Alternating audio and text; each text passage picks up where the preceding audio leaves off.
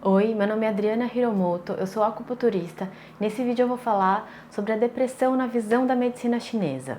A ideia é que a gente amplie um pouco o olhar sobre os nossos desequilíbrios psíquicos. Esse vídeo vai ser bem explicativo, então se você tem interesse, eu vou pedir para você assistir o vídeo até o final, porque talvez você se identifique com algum dos padrões de diagnóstico da medicina chinesa, e isso pode abrir mais uma possibilidade de tratamento se te interessar. Quando eu falo depressão aqui, estou me referindo a alguns sintomas, como quando não acontece nada de diferente na nossa vida e a gente sente uma tristeza profunda por um tempo longo, sente um vazio.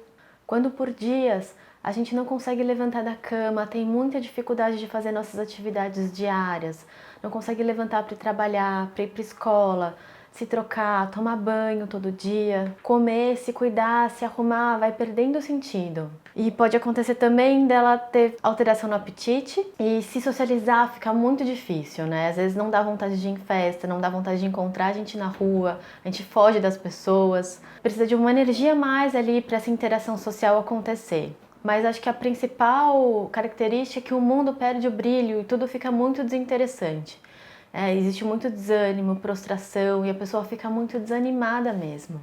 E quando a pessoa chega com esses sintomas no consultório, com alguns desses sintomas no consultório, eu vou querer saber como que é a digestão, como é que são as fezes dessa pessoa, se ela tem refluxo, ânsia, se ela tem constipação, pesadelos, se ela tem problemas respiratórios, se ela tem problema de pele, porque na medicina chinesa a gente trata corpo e mente como uma coisa só. Então é importante identificar quais são os desequilíbrios no corpo dessa pessoa como um todo. O que eu costumo dizer é que se alguém tem algum desequilíbrio referente ao humor, invariavelmente ela vai ter um desequilíbrio de Zangfu. Zangfu são nossos órgãos internos. Muitas vezes um desequilíbrio psíquico significa que um órgão interno não está funcionando como ele deveria funcionar. E às vezes um órgão fica em desequilíbrio porque a mente não está funcionando da melhor maneira que ela poderia. E essa dupla funciona como uma via de mão dupla. A gente pode tratar um para melhorar o outro, como melhorar um para tratar o outro também. Então, se a gente tem um problema psíquico, a gente pode usar os órgãos para melhorar o nosso humor. Ou como a gente pode fazer coisas para melhorar o humor e assim tratar os nossos órgãos. E quando uma pessoa chega com depressão no consultório, geralmente a gente encontra desequilíbrios em mais de um dos órgãos. Eu vou contar aqui um pouquinho como que cada um funciona. Por exemplo, a gente pode encontrar um pulmão fraco, um pulmão que precisa ser tonificado. Geralmente pessoas que têm problemas respiratórios, quem sofre de asma, muitas vezes também sofre de depressão. O rosto pode ser mais pálido, a voz é mais baixinha, mais fraquinha, ela é um pouco mais encurvada, com a caixa torácica mais apertadinha. E um dos sentimentos que o pulmão comanda é a tristeza. Então é muito comum um pulmão fraco vir junto com esse sentimento de uma tristeza profunda. É muito comum a gente encontrar um baço fraco. O baço ele é responsável por transformar o qi do alimento que a gente come no qi que vai vitalizar todo o nosso corpo. O qi é um dos ingredientes que dão a nossa vitalidade. Então, se o baço não está funcionando muito bem, falta vitalidade no corpo, falta energia. Então a pessoa se sente muito cansada, tem muita fadiga, existe uma lentidão, um arrastamento, às vezes ela se sente pesada. Isso tudo pode ser um baço que precisa ser tonificado. A gente pode encontrar um rim fraco, um rim com deficiência de yang. Yang é movimento, é calor, é força. O yang do rim ele é responsável pela nossa capacidade de ação, pela nossa vontade e capacidade de concretizar as coisas. Então, uma deficiência de yang do rim pode deixar a gente mais prostrado, sem força para iniciar um movimento. Quem tem deficiência de yang do rim geralmente tem pés e mãos gelados ou sente muito frio também. Existe também a deficiência do yin do coração. O coração não está irrigado como ele deveria estar.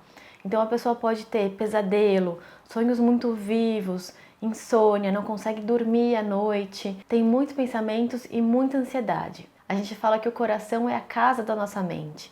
A nossa mente mora dentro do nosso coração. E à noite é hora da mente se recolher, é hora do yin predominar.